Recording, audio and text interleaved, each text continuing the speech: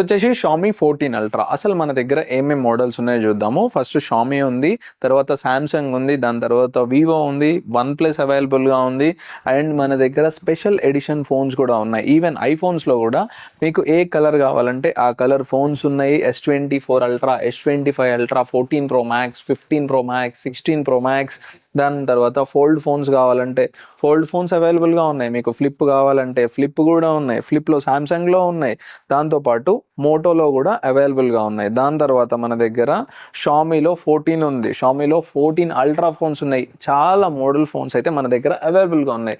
ఇప్పుడు ప్రజెంట్ మీ దగ్గర ఉన్న ఓల్డ్ డివైస్ని మన దగ్గర ఉన్న ఏ ఫోన్తోనైనా మీరు ఎక్స్చేంజ్ చేసుకోవచ్చు.